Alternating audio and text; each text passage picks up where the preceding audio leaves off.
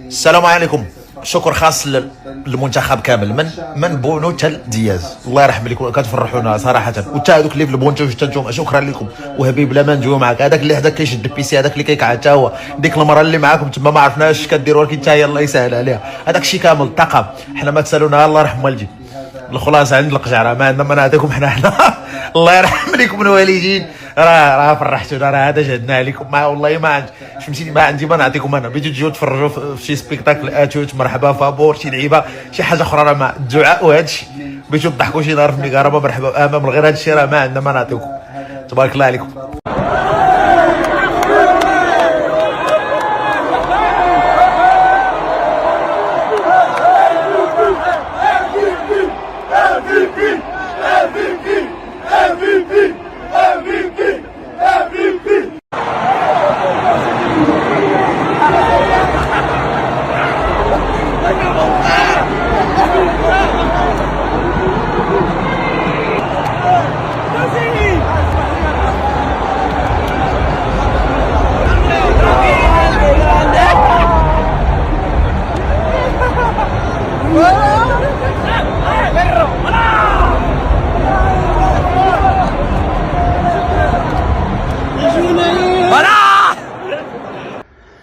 أصدقائي الحمد لله على هذا التأهل للمرة الثانية تواليا للدور الربع النهائي.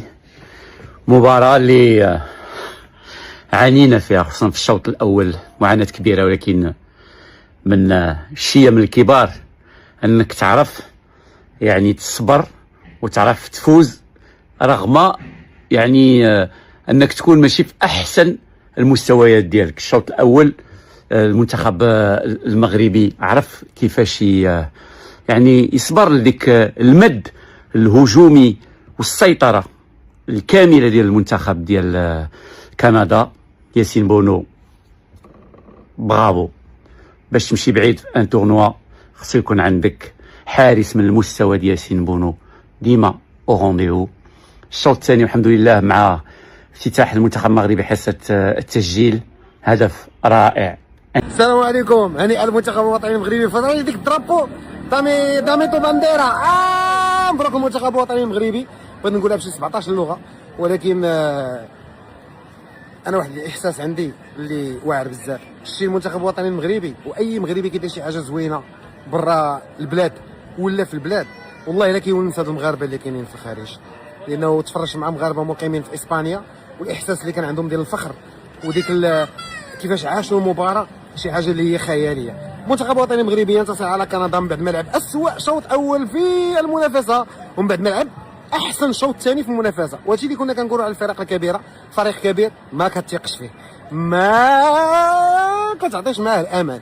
داكشي اللي طرا لفرنسا مع السنغال، الشوط الاول كانوا عيانين، ولكن الشوط الثاني عطاوهم ثلاثه. دابا المغرب عطى ثلاثه لكندا، واللي سجلوا الاهداف جوج لاعبين مزدادين في المغرب وتكونوا في المغرب. خلينا نقولها بالعربيه الفصحى، اللاعبان اللذان سجلا الهدفين للمنتخب الوطني المغربي ولدا في المغرب وتكونا في المغرب، رحيمي وأناحي اللي عطى لاباس ديزيزيف، دياز جوج مرات، وحكيمي بجوجهم كبروا في اسبانيا. حكيمي اي دياز سون فينوميناليس غرانديس خوغادوريس، دايرين شي حاجه اللي هي واعره بزاف. والمنتخب الوطني كامل لعب بطريقه اللي هي زوينه. اجيو دابا نتكلموا على المباراه. المنتخب الكندي عرف يسد علينا في الميطه الاولى، وكان عندهم ديك التوهج وكانوا دايرين بريسينغ افون وسدوا على الجهه اليمنى، خصوصا اللي كتجي لنا الخطوره الحكيمي، وراكم شفتوا بينا نضربوه في الاول. كانوا كيسدوا على ديك لي كومبينيزون اللي كنديروا المثلثات جهه اليمين، وكذلك لي زيندو اللي كيتلعبوا ما بين الخنوس وحكيمي ولا اناحي وحكيمي ولا العناوي وحكيمي باش كيعطيو للاعب في العمق. كنتمناو بعدا السيباري يكون لاباس يقدر يلعب الماتش الجاي. هنيئا اللعابه كاملين. في الميطه الثانيه حنا عرفنا اننا نسيطروا واننا نلعبوا اللعب اللي كنعرفوا نلعبوه، واستغلينا شويه ديال التراجع البدني ديال المنتخب الكندي.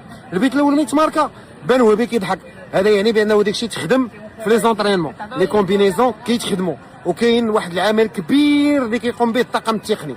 هنيئا المنتخب الوطني المغربي. حنا من الثمانيه الكبار الان وصلنا الربع النهائي في العالم، باش نكونوا بذلك اول منتخب افريقي في التاريخ يصل الى الربع النهائي في نسختين متتاليتين من كاس العالم، وان شاء الله الطريق مفتوح. ماشي شي مفتوح، كاينه فرنسا، ولكن الماتش اللي غتلعب ضد باراغواي راه صعيب بزاف. نفكركم بانه في سنه 1998 المنتخب الفرنسي وصل البينانتيات مع باراغواي في ثمن النهائي وكان غادي يتقصى. هذيك الدوره اللي فرنسا ربحت بها اول كاس عالميه لها. المهم حنا دائما ما كان عندنا مشكل مع البلدان المنظمه، طرات لنا في مصر، طرات لنا في نيجيريا ملي لعبنا معاهم في المجموعه، طرات لنا في غانا ملي لعبنا معاهم في المجموعه، طرات لنا بشحال من مره خسرنا النهائي ضد تونس. وي ثانك يو فيري ماتش. ديما مغرب والله الناس غاديين هنا كل واحد كيقول لك يو هاف ا جريت تيم، تنس فون ايكيبو مارافيوسو. المهم الناس راه فرحانين بينا، واليوم شفنا بزاف ديال الاشخاص اللي لابسين التونيات ديال المنتخب الوطني المغربي. المهم المسيره مازالت مستمره، ان شاء الله في ربع النهائي نكونوا على قدر المسؤوليه، نقدروا اننا نسيطروا. كانت ضربه كبيره. موراكو ديما مغرب. الناس فرحانين هاتوا اسبانيا محيحينا. ديما مغرب عليك. هنيئا للمنتخب الوطني المغربي. ان شاء الله باقي مباراه ربع النهائي اللي غنتكلموا عليها بالتفصيل، وغادي نشوفوا مكامن القوه والضعف عند المنتخب الفرنسي، واخا تقريبا هما ما عندهمش مكامن ضعف. داميتو بانديرا ونكي داميتو بانديرا ونكي ديما مغرب. يلا تهلاو، جود باي كندا. اهل المغرب الف مبروك الفوز ان شاء الله، وفرحنا لكم والله، وباذن الله الكاس مغربي. وصديق المغربي حاب يقول لكم كلمه. ودارت في عنقو طرفه وداتو للسوق بعتو. الف مبروك التاهل خوتي، وغادي غناخدو كاس العالم باذن الله. ديما مغرب.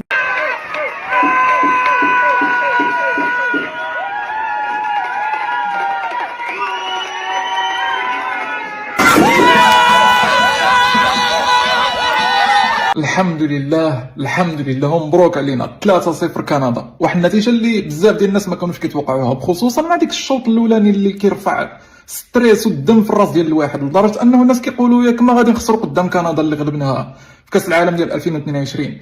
ولكن اناحي النحيله وتبارك الله على ابراهيم دياز الرحيمي، ما خليتو لينا ما نقولوا. اليوم كانوا بزاف ديال الناس كيستناو الصراحه، يا رب لا تشمت فينا الاعداء. بزاف ديال الناس كيستناو ان المغرب يطيح، وفي الشوط الاول الناس كانت فعلا كتظن بلي المغرب راه ما غادي يكملش. الحمد لله الى الربع النهائي، ديما اسود الاطلس، والحمد لله اليوم.